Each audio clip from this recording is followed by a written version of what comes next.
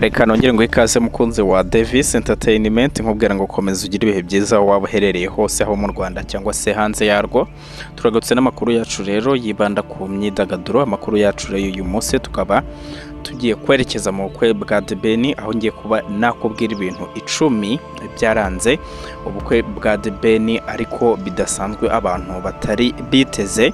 Niyo mpamvu rero muri aka kanya twabateguriye nyine ibintu 10 byaranze ubukwe bw'aba bombi nyuma y'igihe kinini bwari bumaze butegerejwe n'abantu benshi. Ikintu cya mbere cyatunguye abantu rero nuko Meddy atashoboye kuboneka mu bukwe bwa Debeni. Umunyamuziki rero Ngabo Meddy nomwe mu bantu bari bitezwe mu bukwe bwa Debeni na Pamela, ariko byageze mu mitoma ya nyuma atabashije kuhagera. Uyu muhanzi rero wamamaye mu ndirimbo zirimo Slowly yaraherutse kubwira Radio 10 na TV 10 ko amaze iminsi mu biganiro na Debeni biganisha ku kuba yaza mu Rwanda akabasha gutaha ubukwe bwe, ariko siko byagenze. Ntarirarenga rero kuko mugenzi we bakuranye mu buzima bugoye. Tariki ya 23 Ukuboza 2023 aribwo azakora ubukwe ahamye isezerano rye imbere y'Imana mu birori bizabera muri Kigali Convention Center. Aha niho rero yitezwe. Ikintu cya kabiri rero nta mukobwa wa ikamba rya Miss Rwanda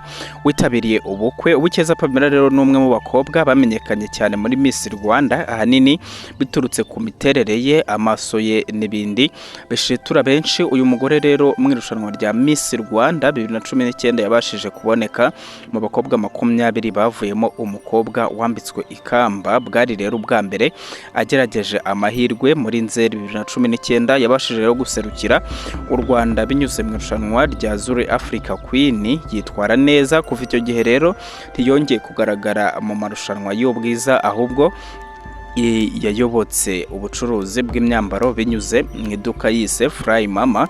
Mu bukwe bwe rero yaherekejwe n'abarimo Jordan Mashombokize witabiriye Miss Rwanda 2019 na Rika Kadahenda wabaye nyampinga w'umuco.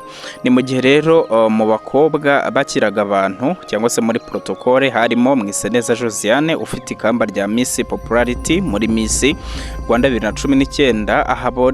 Aba rero bombi basanzwe ari inshuti magara. Mu kiganiro yahaye itangazamakuru, Josiane yavuze ko yishimiye intambwe mugenzi we yateye. Debeni yaragaragiwe n'abazwi kuri murandasi. Debeni rero yari yateguye imodoka ye yihariye ari kumwe na parewe Jimmy basanzwe babana muri Leta Zunze Ubumwe za Amerika. Bombi rero bari mu modoka yo mu bwoko bwa Barabas isanzwe igura $700,000 ikodeshwa $1,000,000 ku munsi. Ubwo ayo n'amafaranga y'u Rwanda. Umushoferi wamutwaye yabwitangazamakuru ko asanzwe ari umukunzi w'ibihangano bya Debeni, bityo ko byabaye amata yabyaye amavuta. Debeni kandi yari yateguye imodoka yarimo abasore b'ibyamamare n'abandi barimo nka Igor Mabano na K8 Kavuyo Christopher andi bo muntu n'abandi bamuherekeje rero kugeza ubu.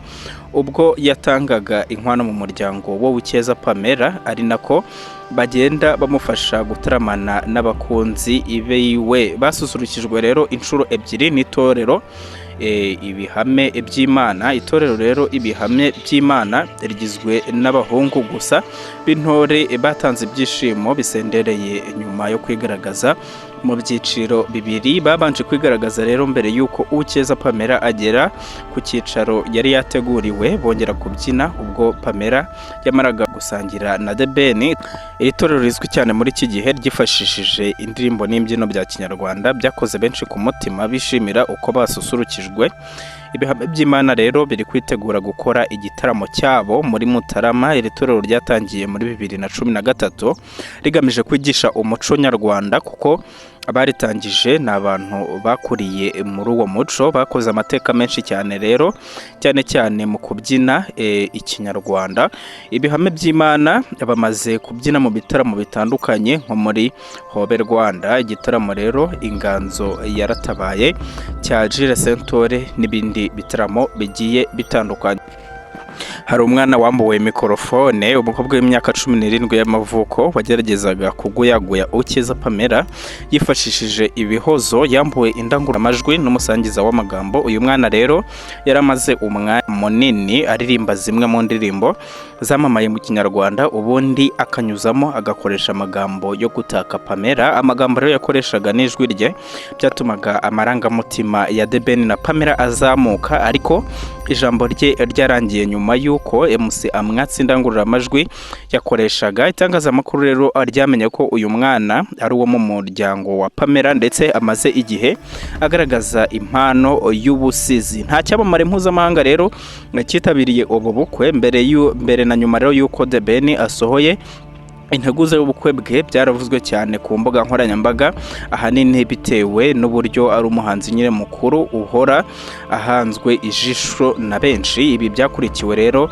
no kuvuga ko kubera ubukwe bwe buzasaba kwishyura ibihumbi 50 kuri website ye na Pamela, nyuma igiciro cyaje kugabanuka. Amafoto ye bwite rero amafoto ari kumwe na Pamela yaciye ibintu ku mbuga nkoranyambaga, buri wese atanga ibitekerezo uko abitekereza.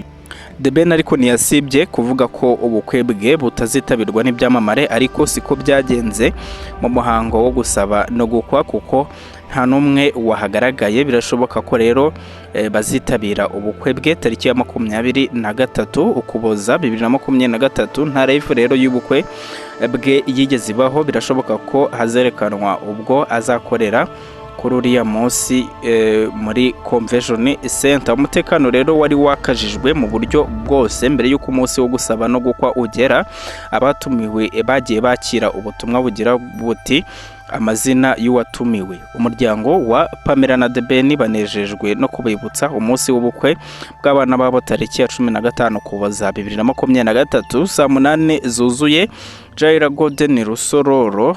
Munsi rero y'ubu butumwa hariho kode werekanaga, ubundi ugahabwa uburenganzira bwo kwinjira. Buri wese rero uwinjiye mu bukwe yari yashyizwe kuri liste, ndetse babanzaga kureba niba koko waranditswe. Basanga rero utariho ugasubirayo cyangwa se ugashaka ukundi winjira. Hari polisi ishinzwe umutekano mu nkengero zahabereye nyine ubukwe. Imbere hari abasore b'ibigango basanzwe bifashishwa mu kurinda umutekano mu bitaramo bigiye binyuranye. Israel Mbonye rero yaririmbiye abageni. Israel Mbonye yubatse umubano ukomeye ku bahanzi baririmba indirimbo z'isi. Yari inshuti rero yakadasohoka cyanya kwigendera Ivan Bravane. Uyu muhanzi rero witegura gukora igitaramo cye tariki ya 25 Ukuboza 2023 yari mu batashye ubukwe bwa The Ben, ndetse yicaye mu ntebe z'inyuma ye. Ubukwe rero ugana ku musozo yasohotse hanze ajya gushaka abacuranzi ba gitari, ubundi ababwira indirimbo ashaka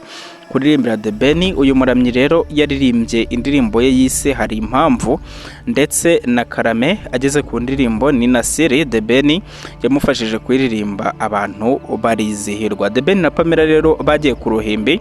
Ubwo rero bari bagiye ku ruhimbi, The Ben na Pamela bari bateguye amafunguro yihariye kuri buri wese. Byaterwaga rero n'icyo washakaga kurya no kunywa, kandi byari byashyizwe ku meza anyuranye ku buryo byoroheraga buri wese bitewe n'uruhande yabaga yicayemo. Masambaro yinjiye Pamela asanganira na The Ben.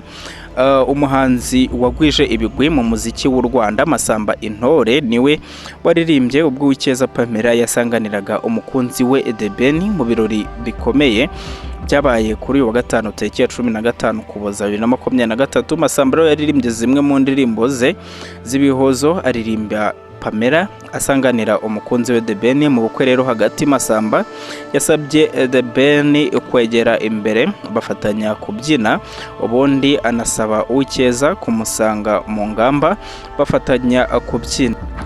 Uyu munyamuziki wamamaye mu ndirimbo zirimo Kanjogera yahise afata indege yerekeza hanze y'u Rwanda, kuko hari ubundi bukwe yagombaga kuririmbamo.